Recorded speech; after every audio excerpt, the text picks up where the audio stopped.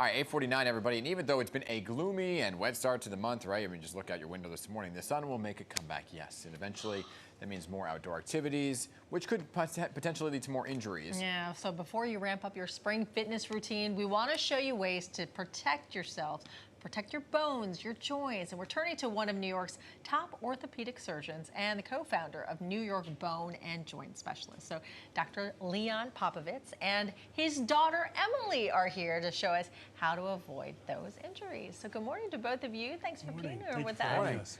So, I mean, like we were just saying, people are going to start heading out and doing some exercises as the weather starts warming up. What are some of the most common mistakes that you see people making that are causing injuries? Well, what we're seeing at the orthopedic urgent centers at our New York Bone and Joint Specialists, we're seeing a lot of injuries such as ACL tears, knee injuries. We're seeing hamstring tears. We're even seeing a lot of back spasms because people are going out and about when they've never been out and about before, at least for a number of months. We're also seeing a lot of fractures because this wet weather, it's very slippery out there. Yeah, so let's talk about things you can do, right? Because you're saying you can kind of stretch your way out of it before you even head out the door. Let's talk about hamstrings first and foremost. Yes, so the first thing you can do to prevent a hamstring tear is stretch, stretch, stretch. Emily can show us. You can use a towel or you can use a stretch band like that, wrap it around the sole of your foot and keep your knees straight down on the ground. And then you can keep it like that and point the toes to your head and you'll feel a nice stretch. Yeah. The other thing you can do is lie flat on your back and bring that leg up to the sky.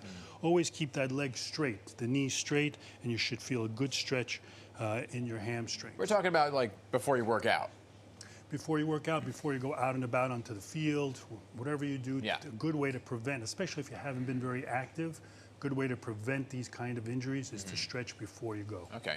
And another thing that happens, you were mentioning muscle spasms. What can we do to avoid that? So a lot of things we can do is if you've been sitting in the computer all winter, the best thing to do right away is get up, walk around a little bit, stretch for at least 10 minutes every hour or so. The other thing you can do is work on your core. If you work on your core, your body has that stability to support itself. So some simple things you can do just on the floor of your living room is lie flat, squeeze your hips, and bring that pelvis up to the sky. Those are bridges, and bring it down again. You can do 20 or 30 of those every day. Yeah. Then you can do a plank where you support your body with your elbows and your toes. And the key is to squeeze that stomach, squeeze those hip muscles to support those core muscles. Yeah, love a plank. Let's talk about knees. Love a good plank. Protecting the knees. Oh my goodness. Every time I go down and pick my kid, I'm like, oh, there goes the knee. And let's talk about, because ACL injuries could be big, right? And a lot of people are going to be out there biking, skating, running in the springtime as well. So how do you kind of protect the knees? Because I don't know, is there a stretch for it?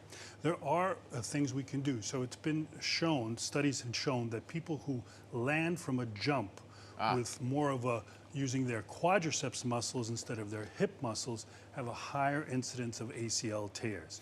So things we can do to practice our landing is very important. So when we do jump up and then land with our knees slightly bent, feet always pointing straight, knees always pointing straight, chest up, and squeeze those hip muscles as we land.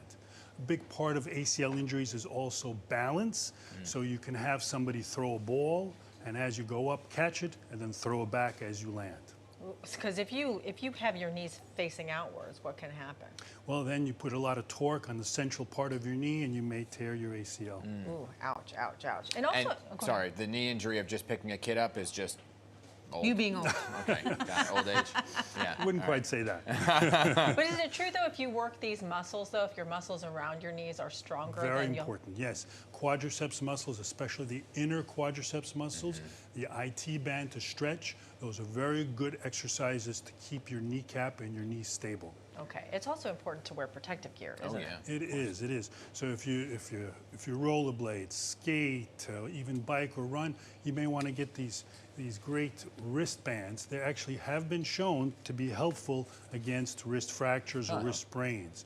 You can also use ankle braces if you feel like your ankles are a little unsteady.